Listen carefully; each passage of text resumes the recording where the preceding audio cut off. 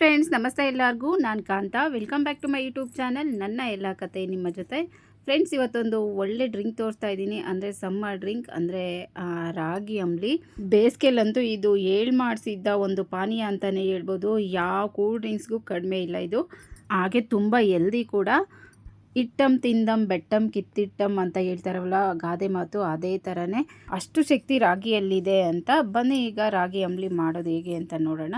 ತುಂಬಾ ಸಿಂಪಲ್ ಅಂತಲೇ ಹೇಳ್ಬೋದು. ಫ್ರೆಂಡ್ಸ್, ನಾನು ಮೊದಲಿಗೆ ಒಂದು ಈರುಳ್ಳಿ ಹಚ್ಕೊಂಡಿದ್ದೀನಿ, 4 ಬೆಳ್ಳುಳ್ಳಿ ಹೆಸಲನ್ನು ಈ ಥರ ಜಜ್ಜಿಟ್ಕೊಂಡಿದ್ದೀನಿ, ಸ್ವಲ್ಪ ಕೊತ್ತಂಬರಿ ಕಟ್ ಮಾಡಿ ಇಟ್ಕೊಂಡಿದ್ದೀನಿ, ಹಾಗೆ ಸ್ವಲ್ಪ ಜೀರಿಗೆನ ತರಿಯಾಗಿ ಈ ಥರ ಪುಡಿ ಮಾಡಿ ಇಟ್ಕೊಂಡಿದ್ದೀನಿ.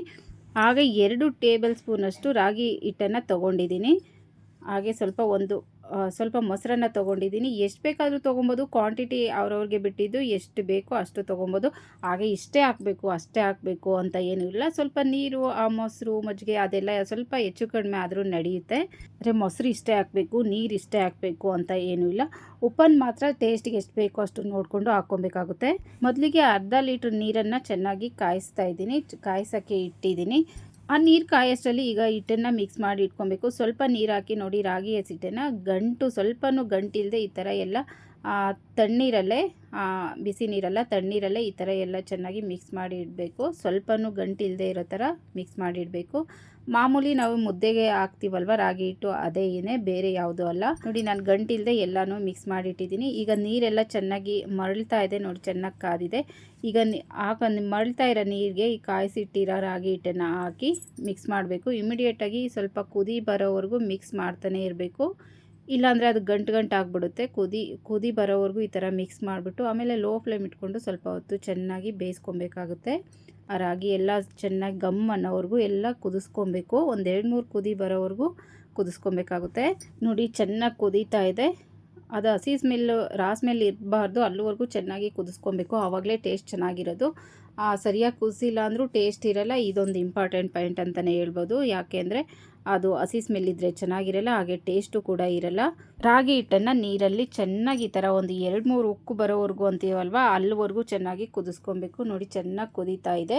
ಇದು ಫುಲ್ ಎಲ್ಲ ಕುದಿಯೋ ಅಷ್ಟರಲ್ಲಿ ನಾವು ಮಜ್ಜಿಗೆನ ರೆಡಿ ಮಾಡ್ಕೊಳ್ಬೇಕು. ನಾನು ಮೊಸರನ್ನ ತೊಗೊಂಡಿದ್ದೆ. ಇದಕ್ಕೆ ಸ್ವಲ್ಪ ನೀರು ಹಾಕಿ, ಇದು ಅಷ್ಟೇ ತುಂಬ ಗಟ್ಟಿಯಾಗಿ ಏನು ಬೇಡ, ಸ್ವಲ್ಪ ನೀರು ಥರನೇ ಸ್ವಲ್ಪ ನೀರು ಹಾಕ್ಬಿಟ್ಟು ಈ ಥರ ನೋಡಿ, ಮಜ್ಜಿಗೆ ಕಡಿಯೋದ್ರಲ್ಲಿ ಈ ಥರ ಒಂದು 2-3 ಸಾರಿ ಈ ಥರ ಮಾಡಿದ್ರೆ ಸಾಕು.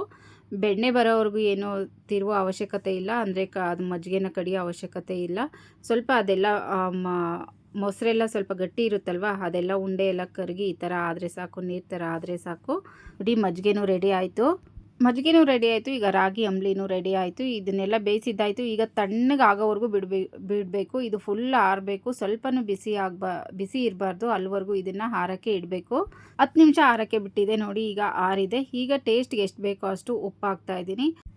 ಆಮೇಲೆ ಜಜ್ಜಿಟ್ಕೊಂಡಿರೋ ಅಂಥ ಬೆಳ್ಳುಳ್ಳಿ ಹಾಕ್ತಾಯಿದ್ದೀನಿ. ಆಮೇಲೆ ಸ್ವಲ್ಪ ತರಿಯಾಗಿ ಪುಡಿ ಮಾಡಿರೋ ಅಂಥ ಜೀರಿಗೆ ಪೌಡರನ್ನು ಹಾಕಿ ಚೆನ್ನಾಗಿ ಮಿಕ್ಸ್ ಮಾಡ್ತಾಯಿದ್ದೀನಿ. ಉಪ್ಪನ್ನು ರಾಗಿ ಅಂಬ್ಲಿ ಬೇಯಿಸುವಾಗೆ ಹಾಕ್ಕೊಬೋದು, ಇಲ್ಲಾಂದರೆ ಈ ಟೈಮಲ್ಲಾದರೂ ಹಾಕ್ಕೊಬೋದು, ಯಾವಾಗಾದರೂ ಹಾಕ್ಕೊಬೋದು. ನೋಡಿ, ಇದನ್ನೆಲ್ಲ ಚೆನ್ನಾಗಿ ಒಂದು ಸಾರಿ ಮಿಕ್ಸ್ ಮಾಡಾದಮೇಲೆ ಮಜ್ಜಿಗೆನ ಹಾಕಬೇಕಾಗುತ್ತೆ. ಈ ಥರ ಮಜ್ಜಿಗೆ ಹಾಕಿ ಚೆನ್ನಾಗಿ ಮಿಕ್ಸ್ ಮಾಡಿದ್ರೆ ರಾಗಿ ಅಂಬ್ಲಿ ರೆಡಿ ಆಯಿತು. ಫ್ರೆಂಡ್ಸ್, ಇದನ್ನು ಬಿಸಿಲು ಟೈಮಲ್ಲದೆ ಬೆಳಗ್ಗೆನೂ ಕುಡಿಬೋದು. ಕಾಫಿ, ಟೀ, ಬ್ರೇಕ್ಫಾಸ್ಟ್ ಬದಲಿಗೆ ಇದನ್ನೇ ಕುಡಿಬೋದು. ತುಂಬಾ ಹೆಲ್ದಿ ಡ್ರಿಂಕ್ ಅಂತಲೇ ಹೇಳ್ಬೋದು. ಹಾಗೆ ತುಂಬಾ ಟೇಸ್ಟ್ ಆಗಿರುತ್ತೆ.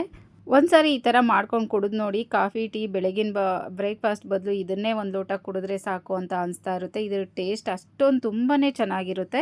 ಈ ಥರ ಎಲ್ಲ ಮಿಕ್ಸ್ ಮಾಡಿ ಒಂದು 5-10 ನಿಮಿಷ ಫ್ರಿಜ್ಜಲ್ಲಿಟ್ಟು ಕೂಡ ಕುಡಿಬೋದು. ತುಂಬಾ ಚೆನ್ನಾಗಿರುತ್ತೆ. ಈ ಥರ ಎಲ್ಲ ಹಾಕಿ ಮಿಕ್ಸ್ ಮಾಡಿ ಆದಮೇಲೆ ಲಾಸ್ಟಲ್ಲಿ ಕುಡಿಯುವಾಗ ಸ್ವಲ್ಪ ಈರುಳ್ಳಿ ಮತ್ತು ಕೊತ್ತಂಬರಿನ ಮಿಕ್ಸ್ ಮಾಡಿಕೊಂಡು ಕುಡಿಯೋದು. ಫಸ್ಟೇ ಈರುಳ್ಳಿನ ಹಾಕಬಾರ್ದು.